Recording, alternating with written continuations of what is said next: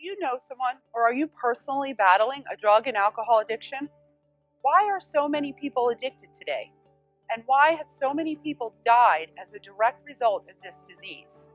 If you've been affected by this problem and want answers like we do, then join us in our efforts to face this disease.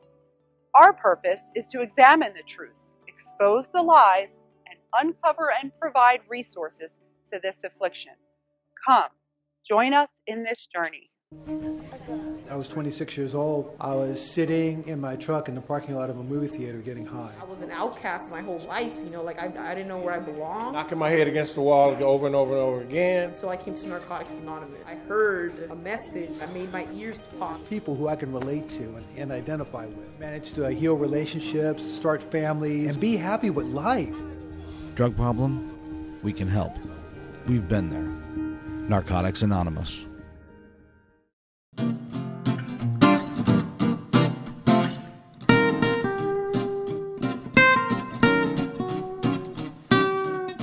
At Addiction and Recovery TV, we talk about raising awareness, and we also talk about the problems and situations revolving around addiction and recovery.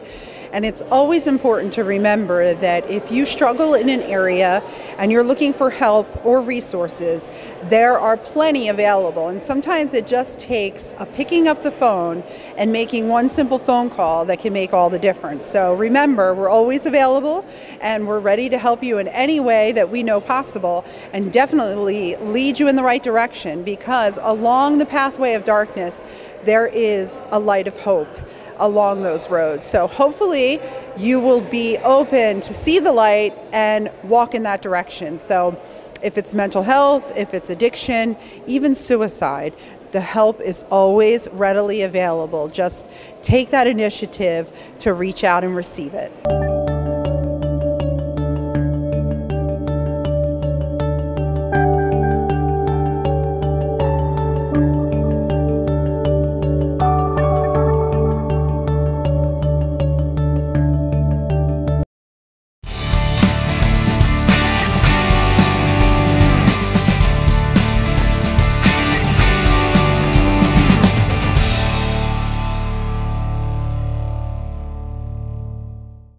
Many people have been touched by addiction, either directly or indirectly.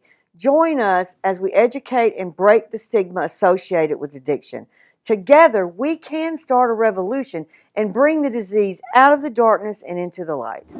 Today we are in Los Angeles at the Ron Finley Project here in Vermont Square Park. I went through the foster care system for the first 16 years of my life. So 16 years straight, going through different foster houses. There was a lot of abuse. There's a lot of physical abuse, emotional abuse, mental abuse. And it left me scarred. I mean, I have physical scars from it, emotional scars from it. There are some people that need to be overlooked. I think that the foster care system needs to be overlooked, needs to be double checked. Now, there are great people in the foster care system, because I got blessed by my mother, who ended up adopting me at 17. A lot of families won't adopt someone that's like a 17-year-old, because they think that they're already grown enough to where they can't be helped. You think they can't be helped, they can't change, they can't do something else with their life. I was on the path where I'd already been arrested a couple times, already went to court, been on probation, had to take classes, had to take anger management classes. And my mom got a hold of me, and by the grace of God, she turned me around. She picked me up, she took me out together, man, and she said, boy, you can do something great.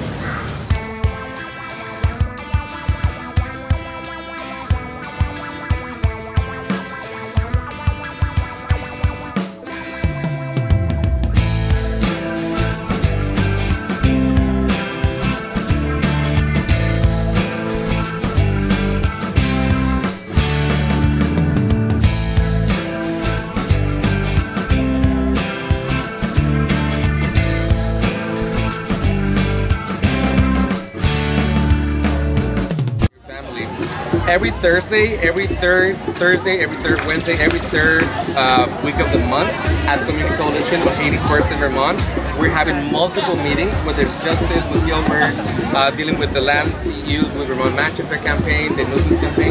That whole week, multiple days, we have multiple meetings dealing with all the campaign issues and any other issues that South Central LA residents see as something that needs to be dealt with and tackled. We are the coalition. We have the space. Use it or lose it, but we know we won't lose it because we own the land now. We remodeled the building.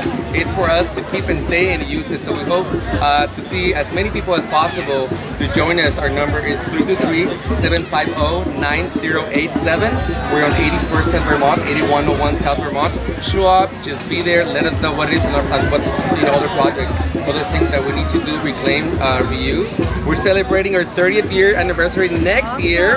We're gonna go big or go home. So we'll have music, festivals, theater. We're actually gonna do an art project within the building, and so many fun stuff. So we hope to see as many people as possible.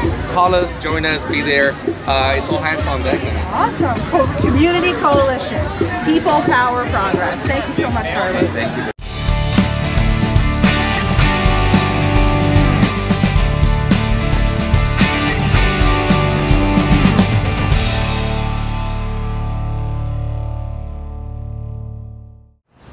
Welcome to Addiction and Recovery TV. I'm your host, Charlene DeChico. We just want to take a few moments to thank you for tuning into our broadcast and continuing in supporting our efforts. So let's talk about addiction and recovery for a few moments as well. Okay, so we talk about mental health and we talk about substance abuse. We know what substance abuse is. We know that it is when you abuse substances, and we talk about these substances being mind or mood altering drugs, narcotics, anything that you take that becomes addictive can be a substance abuse if it falls under that umbrella. So we call these individuals drug addicts or addicts. And ultimately these addicts either go on to the bitter ends, jails, institution, death, or they find a new pathway of life. And usually it starts with getting into treatment, and hopefully if they're fortunate and able to continue on in the process, it's about walking a pathway of recovery. And we'd like to continue to talk about that on Addiction and Recovery TV, because that is what we see as the issue, that many addicts are able to get clean, but the staying clean is the hard part. So we like to explore how individuals can continue on a pathway of recovery after getting the drugs out of their body. But then we also talk about mental health. So when we're talking about mental health, that is just the idea of what is mental health. That's nor good or bad. That's just defining what is mental health and what does that mean to deal with mental health issues, right? We have a physical body, we believe we have a spiritual body, mental, emotional. Well, mental is the part of ourselves that makes up the brain and the chemicals, and so therein lies some of the issues that lead to substance abuse if there is poor mental health, if there is a mental health disability, or if the individual isn't even aware. So we like to not only raise awareness on this broadcast, but we also want to talk about what is good mental health, and do we understand the brain and the cognitive functions that the brain has, and what are the effects of all of these substances that we take, or anything really. It's our exercise, our lifestyle, daily living affects our mental health. So for the sake of substance abuse and issues that people have, like depression, anxiety, whatever the situations may be, are these physical ailments that can be treated medically, or are these also issues and problems that, if not treated, these individuals will seek substances and then self-medicate and develop a substance abuse problem? So these are, topics that all intertwine, and we would like to just talk about individuals that maybe find that they have a problem, whether it is either A, substance abuse, or B, depression, anxiety, just mental health issues or concerns. So if we have this individual, what is really the first step that this individual takes? If they are fortunate enough to have insurance, then possibly they make a phone call. They call a 1-800 number. They seek some sort of help, or through the church or a family member. But if they reach their insurance company, they find out that maybe there's a treatment place provider that covers their stay or their treatment. So this begins their journey. They go into a facility, a rehab, a detox, a retreat, whatever it is that is offering some sort of help to the problem. So it really depends on, when going to these places, if the individuals are able to receive the treatment, the proper treatment, because are they going for mental health or are they going for substance abuse, or is the facility highlighting the both of them together? So at Addiction and Recovery TV, we want to continue to look at mental health issues and concerns. We want to raise awareness and talk about what are the things that we can do to make for good mental health conditions, and then also looking at substance abuse and the addict and how those two things play to partner together, of a person that may have mental health issues and concerns becomes a drug addict. And so now, if you're going to treatment and you have the treatment, or if you didn't have the insurance and you're able to get into a treatment through a scholarship or some other means and ways, what happens next? Okay, you're physically, you're medicated, right? And you can deal with the problem that way.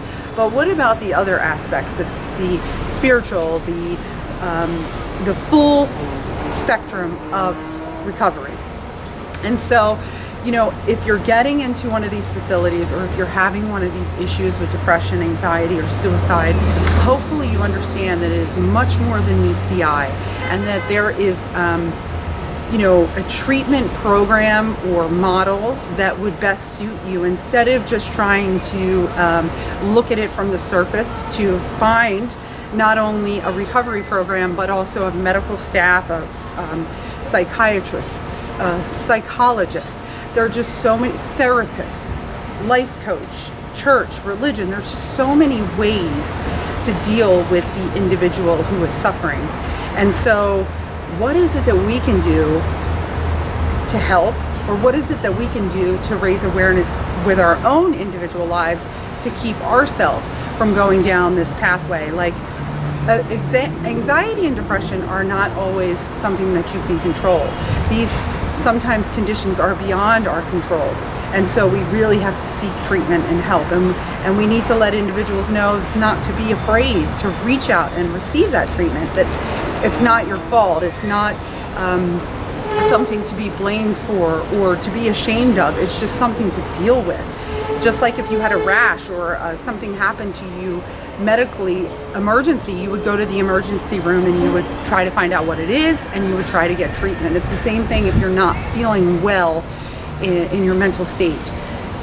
Just reach out and find out what kind of treatment is available. If you happen to be addicted to drugs because of dealing with this anxiety, depression, suicidal thoughts, then maybe you're going to need to look at both. You're going to have a mental health issue, but you're also going to have a substance abuse problem, and figure out ways to deal with the whole picture instead of just taking one little medication and thinking that that's going to solve all of your problems. Because if you are suffering, which so many of us are, and it's beyond your control, that's one thing. But if you are just having a bad day and you are someone that's prone to negative thoughts, or someone that just struggles, there are things that you can do to be proactive, to increase your mental state for good and to help yourself to be healthy. You know, we really need to practice principles in our life that is going to make a difference to help us. By not doing nothing or anything, we suffer in this way. So hopefully at Addiction and Recovery TV, we can talk to you about ways to be proactive, to do your part, but then also know that it's okay to reach out and get that help that you need for those issues, circumstances, and situations that are out of your hands. Now is a time more than ever that we face addiction, but we also face the truth about that as individuals, we've been broken, we've been lost, and there's a lot going on in the world today that if we don't pay special attention to our self-care and to our spirituality and just mental health, what could that mean for us for the future, and what would that mean for the generation to come? It's a time to no longer be ignorant, no longer be in the dark, and no longer turn our backs on those that are suffering. And mental health, mental disabilities, people with these problems, they need our attention, and they need our support. And all of us in one way or another have to deal with something with our mental health. We're not just born perfect and happy. So we look for ways to increase better health and wellness, and so we like to talk to you on the show about different things that you can do and practices, and continue to reach out to us. Let us know if there's something that you're doing in your life that makes a difference and helps you. And we know that communication, unity, and feeling a part of and feeling like your life has worth and value is very important. And we talked about time again about the higher power connection, the spiritual connection, and finding that pathway for yourself so that you can connect on some sort of spiritual level to feel like your life has a value and a worth spiritually. And if you are the individual that's listening right now that you're struggling and not really knowing your purpose or identity, please definitely feel free and led to reach out and call us, contact us, send us an email, post, whatever you need to do to let us know that we would like to pay special attention to you. Reach out. And so, again, as you continue to watch the broadcast, hopefully you're being encouraged and you're understanding the world of addiction and recovery a little more, and we can talk about the problems. Let's continue to raise awareness, but then also let's look for ways to find the solution and be in the solution. And hopefully we're offering that to you, and you're realizing that in our community there's a lot of things happening that you can be a part of to definitely give you that sense of well-being. Thank you so much for joining us here on Addiction and Recovery TV, and we look forward to hearing from you. This is just like a checklist here, so this is what you would give to someone to kind of help them to set a goal and make a plan. So the people that are coming here today, this is the Ron Finley Project. We're here in Los Angeles. So if they come up and they see the clipboard, they're going to have this little checklist to help them. Absolutely. Awesome. So that's like accountability. It says start small and think big. So there you guys have it. You know, if you're interested and you've been knowing that it's time to save, and you have this little friendly group here to help you in that process. So for those that stopped by today, you get a lot of people that committed to. Yes, we have been getting a good number of people to save. Well, thank you, Jose, and hopefully that you too will take this. It says take the Los Angeles Saves pledge. So there you go. Save, save, save, guys.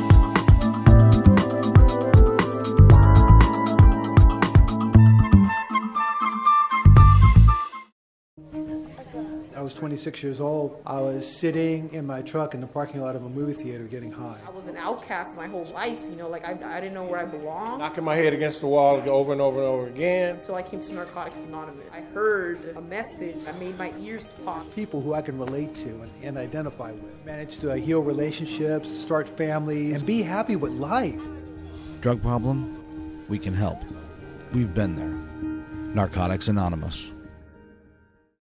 Thank you for joining us today here at Addiction and Recovery TV. I'm your host, Charlene DeChico, and we just want to talk to you today about ways and means that you are taking special consideration of your mental health and your well-being. On the broadcast, we like to offer ideas, suggestions, and an inside look in the community of things that are taking place, events that can help you in this process.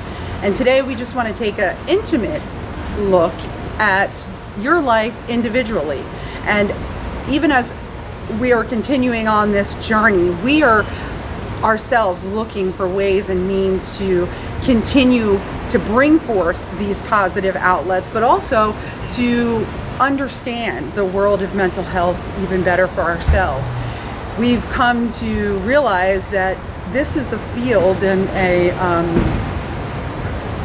we've come to realize that the journey of learning about mental health and even learning ways to help ourselves have a state of well-being is still yet to be explored. We know some things and resources are available, but we're only scratching the surface as to what we can do to really get a handle on these big issues like anxiety, depression, people that are having suicidal thoughts and even acting out in suicide. Is what happens to an individual that they reach this darkest point that suicide becomes an option and a solution, and then they actually follow through with it. If that is not an alarming thing, I don't know what is.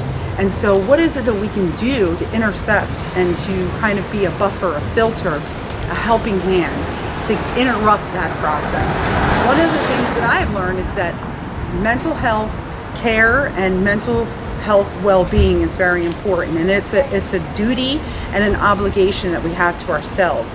And as families, we should really be working together in these efforts and understanding that, you know, this is something we have to pull together and do. They used to have a saying called, it takes a village, you know, and people work together in that sense of unity. And today, people are feeling more alone than ever. So perhaps there's something that you can do to reach out to someone, even in your community, if not your family, to let them know that they are a part of. Because we're never alone. And as individuals and human beings, we are always connected. So if we're learning about anxiety, we're learning about depression, we're learning about these big monumental obstacles in our pathway, are we learning that things that we can do that are in our control of just negative feelings or just not feeling well, or the anxiety and depression that takes a hold of people outside of our control? Are we encouraging these individuals to get the help that they need and to not feel bad or embarrassed or ashamed that sometimes these things, these matters are out of our control, but there are help, there are resources, and there is help available. And if it's like most addicts or most individuals who struggle with anxiety and depression, if they become drug addicts because they're self-medicating, are they getting the proper treatment that they need? So we're going to continue to look at the spectrum of addiction and recovery, wellness, substance abuse, and the things that we can do to help in this battle and in this fight against addiction and against the poor self-care that we have and poor solutions that we use to fill this problem or to deal with this problem. So the healthy side of living and the healthy side of mental health, the healthy side of overcoming these obstacles of substance abuse and depression and anxiety, maybe within the walls of medicine, but then also outside of those walls, where we can elevate and transcend and kind of rise above these circumstances, situations, by taking the bull by the horns, so to speak, and being proactive and doing all that we can do to stand in our lives and to fight back. And having the proper treatment, knowing exactly what is it that you're dealing with. Are you dealing with a mental health problem, a substance abuse problem, and combined? A lot of times, there has been people with mental health who go to a doctor and then they'll get prescribed a narcotic that will then just enhance their addiction.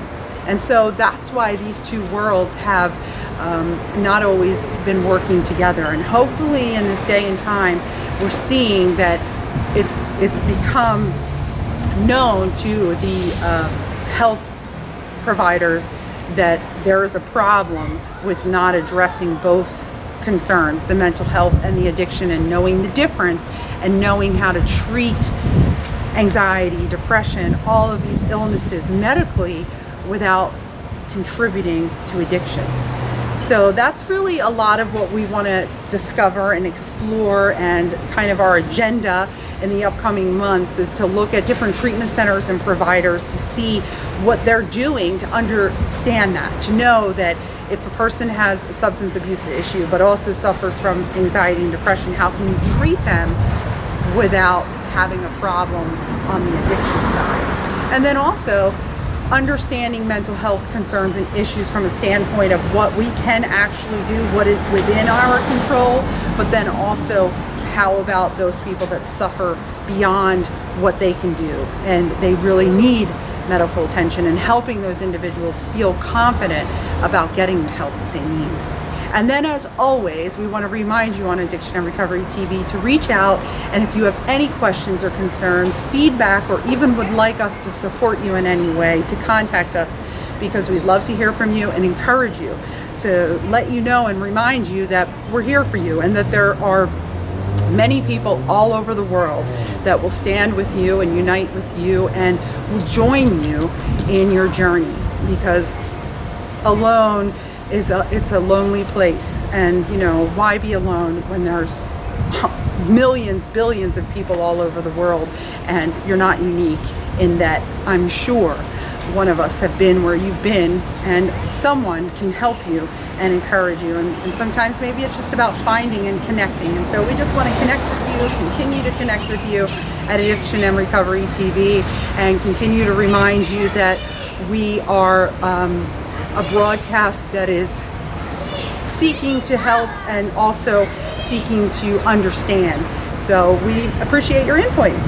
We appreciate your input. Reach out, and we'd like to hear from you today. And thank you again for joining us at Addiction and Recovery TV. What I'd love to see from today's event is that understanding that the silence will end. No longer should folks who have suffered through addiction, whether they're currently in the throes of it or whether they've recovered, hide the reality of what they've been through. First of all, it's the only way we're going to be able to transparently in our society rip off the scab and allow badness to flow away so we can actually heal as a country. But also we're losing 20+ million people as allies, folks who've been addicted and are in recovery and can attest truthfully that recovery is real, because most of the folks who are still addicts don't think it is. And that's true for mental illness too. Right, and so that brings us to the topic that addiction is real, and if you know, in recovery they have classified it as a disease. Are you familiar with the term disease of addiction and understanding that that is a statement? I've heard numerous people today say addiction is a disease. You need to treat it like a disease, which means you need professional help, but you got to also rally around folks and stop picking on them, because of course if they could do it, they would. And their minds don't want them to get better. And they'll ostracize people around them, so they sort of isolate themselves, which further worsens the scenario. So you begin to understand the deeper pathology of how it affects families. Of course, 1 in 3 families is influenced in some way by this. You begin to appreciate that we've got a global scale problem.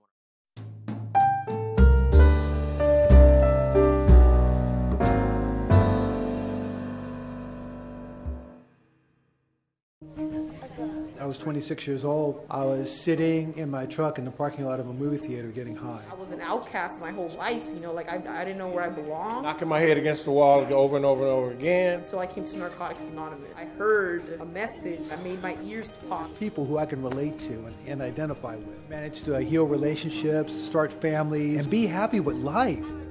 Drug problem? We can help. We've been there. Narcotics Anonymous.